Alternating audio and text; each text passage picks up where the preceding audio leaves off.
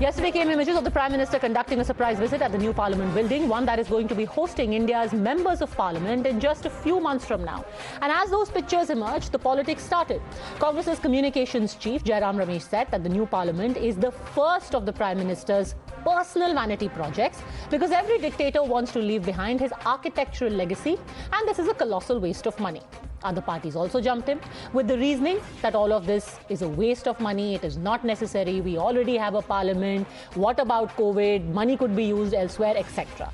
Mind you, this is a project that has been challenged in court on all of the counts that I mentioned above and has subsequently been green-lighted. Yet what explains this repeated taunt? For now, because we have debated this ad nauseum, let's set aside the argument of wasteful expenditure, vanity project. Let's talk about how this project was an urgent need, and that need has been stamped by the Supreme Court itself for the following reasons. The current parliament is not built to house the current bicameral legislature, that is the Lok Sabha and Rajya Sabha. Space is in extremely short supply. So bad are things that during a joint session, MPs have to sit in plastic chairs in Central Hall. And all of this will get worse after delimitation takes place in 2026. And the total number of MPs goes up even further. Where are they going to sit? Outside? On the stairs? On plastic chairs? On stools? But this is not even the worst part. The worst part is that this current Parliament House endangers the lives of our MPs. The same MPs, by the way, who right now are saying that a new building is a waste of money. Do you know that this building doesn't conform to fire safety norms? It is not earthquake resistance. And this hazard has been flagged up again and again. Can the politicians who are calling Parliament a vanity project be blind to the hazard? Be unaware of these warnings?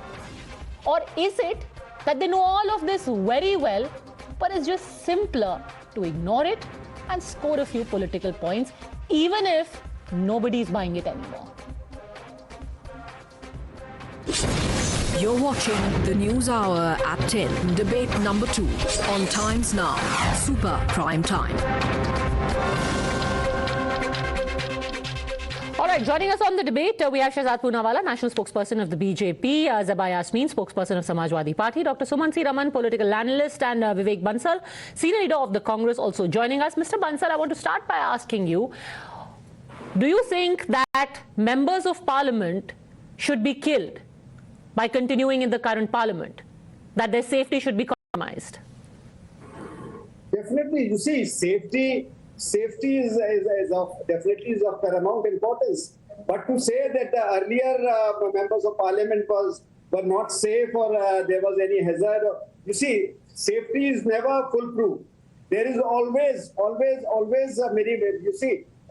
probability of being thrown to any mishappening. So 100% foolproof, there is nothing. Mr. Bansal, I really think that our members of parliament are far too precious for us. There are lawmakers. We won't want to put them in a situation which you have casually mentioned as, it can never be foolproof. That is exactly the reason why many of them have Y, Z, Z plus security, because they deserve foolproof security. However, not only is the current parliament not foolproof, it is a veritable death trap. And I'm not the one saying it. Let me quote to you a report from a few months ago. It quotes the Central Public Works Department and senior officials in the Delhi Fire Service. Do you know that just in the last 4 years, between 2015 and 2019, there have been 3 instances of fire in the Parliament complex. One of them broke out in the control room of Lok Sabha TV on the 31st of Jan, which was just 2 rooms away from where a union cabinet meeting had to happen on budget day. There was a fire in a room which is 2 rooms removed where our cabinet would have been sitting. Subsequent to this, the Delhi fire officer was questioned, and here is what he said. He said that right now the parliament is a fire trap. This has been flagged off in 2012, and despite that, nothing was done. This new parliament building ensures that that fire trap is turned into a safe parliament. What's the problem? There is definitely no problem there. We have to have our priorities very clear in our minds. And as far as you are, whatever you are quoting, the fire service or fire department or PWB department, definitely step which was Central Vista needs. Let me just come to that. So definitely they have to corroborate. I don't. And prior to this, post-independence, has any mishap taken in the parliament? Has it yes, not been I just told you that between 2015 and 2019, three fires broke out. Let me quote to you one letter which was written in the month of, and it's not as if this wasn't flagged up, Mr. Bansal. It was flagged up repeatedly. First, it was flagged up in 2012. Then it was flagged up on the 5th of February 2018. Here is what was written to the Deputy Secretary of the Lok Sabha Secretariat. It says, arrangements to be made in Parliament House complex in connection with 14th session of the 16th Lok Sabha. This is in reference to your letter on the subject noted above. It is to inform you the site was inspected by the officer concerned following shortcomings observed. Hose reel on ground near BJP room not functional. Hydrant near underlock in contravened pantry stall. Main pumps and diesel pump not on auto mode. Branch pipes are missing in hose boxes. All exit and entry gates must be kept here, which is not happening, Mr. Bansal. We could have had an Opar cinema inside Parliament. Padam, let me just correct you on this. Whatever shortcomings were there, that they could have been revved up, they could have been rectified, and at such a cost when we have other priorities. When we have in the during COVID session, more than 3 crores people have come under the poverty line. We have our army budget lacking. We have to match up with China. 20,000 crores is a substantive sum. Let me tell you. We have to set our priorities, and we are setting a goal for 1 trillion economy. We have to come into where there are the per capita income of you know, you say all of this could have been addressed. I'll ask Shehzad Poonawalla, why can't you just do a little bit of patch job here and there? Why do you have to have a brand new parliament? Just by the way, let me tell you that this letter was written in 2012, Mr. Bansal, and your suggestion wasn't accepted. In 2012, nothing was done. From 2012 to 2018, nothing was done, despite it repeatedly being flagged up that there are fire hazards. But why can't you just address the issue instead of having a whole new parliament, Shehzad Poonawalla? And I hope Mr. Vivek Bansal won't interrupt me. I've given him a patient hearing. So I hope when I quote facts, he won't interrupt me. Let me quote a letter written by the Speaker Meera Kumar's office on 13 July 2012. This building has been declared as a heritage grade building constructed in 1927. Over the years, on account of aging and overuse, this building has started showing signs of distress at various places. The present sitting is 550 and there's hardly scope for accommodating new seating capacity, which may likely to go up in 2026. And therefore, in this scenario, it will be necessary, please note Padmaja, to have a new Lok Sabha chamber with a larger seating capacity. Considering all the above facts, Honorable Speaker has accorded approval. Please note Padmaja on the approval for construction of a new parliament building. And by the way, Padmaja, in 2010-2011, there was another minister by the name of Jairam Ramesh who says, and I quote, "We badly need a new parliament building, not rectified, not patchworked. This one is simply not functional and is outdated." Padmaja, if hypocrisy and Dora Mapdand had a face, it would look like Jairam Ramesh with his really long Einstein-style hair. The fact of the matter is that what was a priority in 2010-2012 is no longer a priority and it's become a vanity. And by the way, Padmaja, your English is better than mine. Vanity is when you do not have a project meant for democracy or for the people. You have a project where 400 schemes and institutions are named after one family, and prime real estate property in central Delhi is accorded in the name of memorials to these families just because you want to appease them. That is vanity. Padmaja, what was essential, and by the way, the courts of law, including the Delhi High Court, has said it's an essential project. It is a project of national importance. The Supreme Court said that 1 lakh rupee fine was imposed on Jairam Ramesh's ecosystem that went to court taking this. I want to ask today, is the court right? Are the people right? Are the 2012 orders right? Or is Congress party today right? And finally, they said about priority. Padmaja, we vaccinated 220 crore doses, but at the same time, when they're talking about priority, Mumbai, Maharashtra was having a 900 crore MLA hostel. Imagine MLA hostel of 900 crores during the peak of pandemic. In Rajasthan, a 266 crore project was being finalized. That time it was okay. By the way, 850 crores for the cost of Parliament, 900 crore MLA hostel in Maharashtra sanctioned by Uddhav Thackeray MVA government. Okay, we'll just take this one by one, and I want to start with one word: vanity. How is it vanity, Dr. Sumansi Raman, when it is a parliament building where even now opposition MPs are going to sit? And tomorrow, if the Congress, the Samajwadi Party, the DMK comes to power, they will be sitting there. Padmaja, I think there are three very important points which need to be highlighted here. Is there a need for a larger parliamentary building?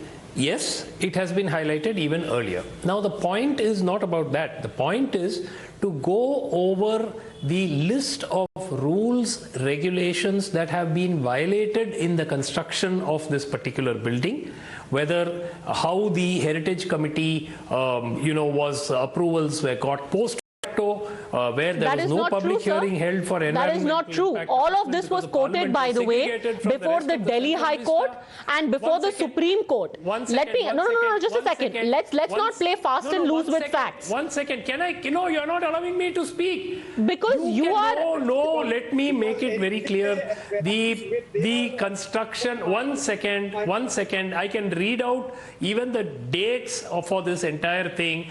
The environmental impact assessment was avoided. Public hearings were avoided simply My dear by segregating sir, all of this was quoted before repeated hearings that happened in the Delhi High Court went all the way to the Supreme Court. Let me actually quote to you. Hold on a second, Dr. Sumansi Raman.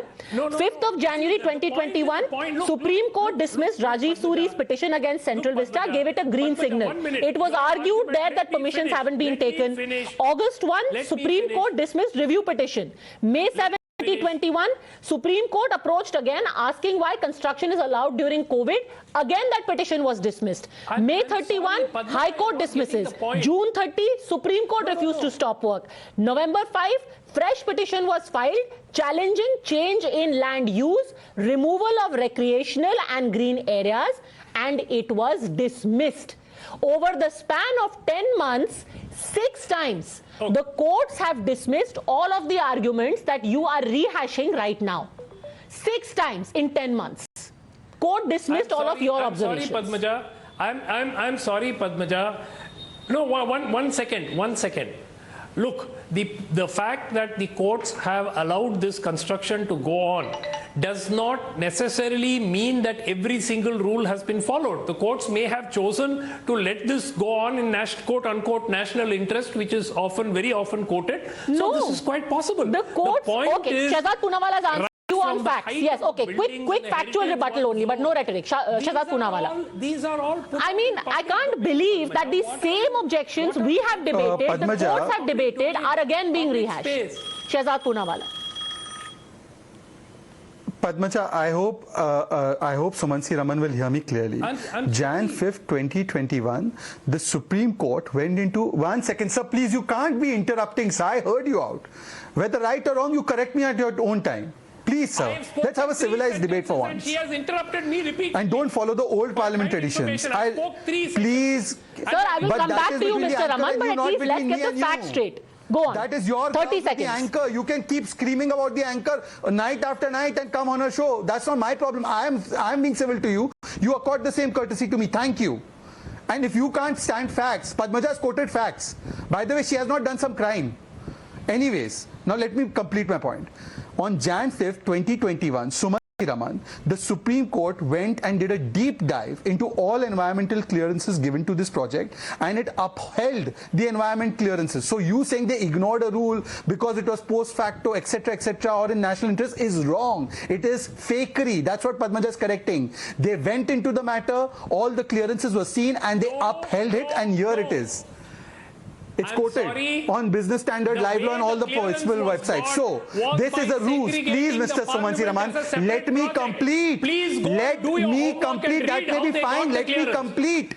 Sorry. Let me complete. Okay, You do Dr. not Raman, need to I will come interrupt. back to you, No, but but you're please let accusing him me of speak for fakery. 30 You seconds. putting on fakery. No shouting over each other. Nobody is engaging in fakery. If there is fakery, it is in suggesting that one, this is a vanity project. Two, to call it Modi Mahal, when a parliament cannot be Modi Mahal. You go and take a look at where the defense forces are sitting in South Block, you will be ashamed.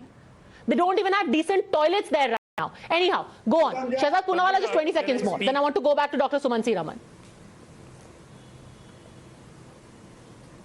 Padmaja, you know, there's this new trend of abusing and insulting the courts. The courts of this country have cancelled the biggest projects, not considering the importance of it or the cost of it, on the basis that environmental impact assessment or other assessments have not been done or rules have not been followed. We know of several such projects that even post facto have been cancelled. To say that the Supreme Court and the courts ignored the rules being broken and cleared the project, is that not an attack on the independence and the integrity of the judiciary? I take strong objection to this. I know there is a habit of Congress to do this. I did not know spin doctors also coming on the show do this, but the Supreme Court has upheld it. They upheld both aspects of it, the COVID priority etc. aspect and the environmental aspect, and therefore, Mr. Suman C. Raman, today I ask you, is it vanity to give yourself Bharat Ratna when you're alive? Is it vanity to name toilets to airports after 400 schemes and institutions under one name of one family?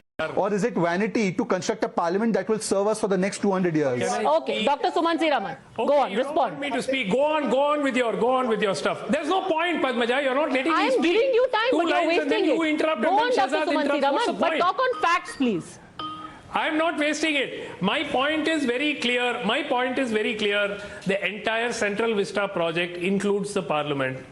The environmental assessment was done by segregating the parliament, showing it as a separate project, because otherwise environmental impact assessment was to be needed on a much higher standard. If Shehzad wants to refute that, he can go and please, he can feel free to. After all, putting out such stuff is not a problem nowadays. So the point is, there have been, the height of the buildings was pointed out. It is twice as what it is allowed in a grade 1 heritage zone. I mean, all of this has been gone through. What is your problem, Dr. Suman C. Raman? There have been that environmental damage has happened. There is no problem. There is no problem. Public spaces which should be reserved for the citizens was again an issue which was raised, and that citizens Dr. Suman C. Raman, you stay in Chennai. Let me assure you, I have gone and seen the Central Vista, and as far as the Central Vista is concerned, actually additional planting of trees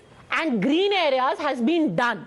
I will play out right now a video showing you where additional green area has been given. That being said, it's very charming that you talk about the environment and how green areas were removed. Do you know that earlier in the Central Secretariat, there were 51 government ministries which were spread over an area of almost 150 square kilometers across Delhi.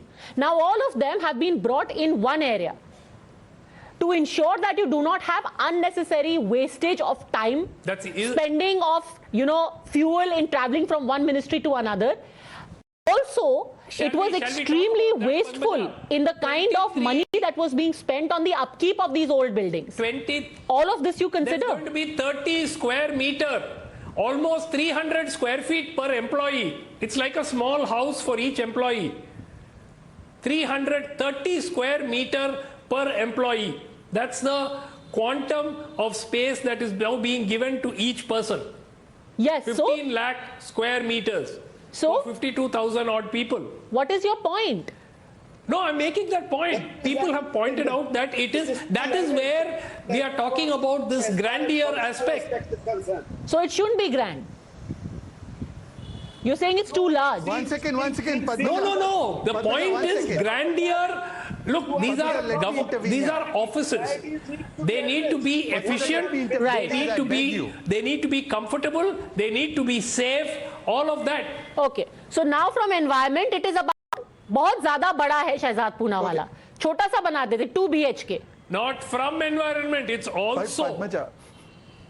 Padmaja, now please, Mr. Raman, you can't be doing this, and every time we want to speak, you made your point. Please, sir, I respect you. Don't make my respect go away. Now, please, look, Mr. Raman has just contradicted himself. Their opening statement and objection was that this is Modi's vanity project. But now Mr. Raman's problem is that Sarkari Babu, जो छोटे से छोटा employee है, उसको 300 square feet area क्यों दे दी? How is it a vanity project when every person working there is getting adequate space to do dignified work? I don't understand. Point number 2, we started from vanity and we have come to environment issues. We have come to space बहुत ज़्यादा दे दिया है. So what is the stand of the Congress? Jairam Ramesh mentioned none of this. And point number 3, they even had a problem with the way the lions are grimacing कि lion ज़्यादा शेर क्यों लग रहा है, बिल्ली क्यों नहीं लग रहा है national emblem में. The simple issue that was raised is that a process that has been green flagged by the courts, that is happening in full public glare, whose fruits are going to be reaped by everyone involved, and most importantly the same MPs who are today calling it wasteful expenditure and a vanity project. One simply doesn't understand the logic. Anyhow, for the time being, thank you very much, all gentlemen, Zeba Yasmeen, for joining me. Thanks for watching.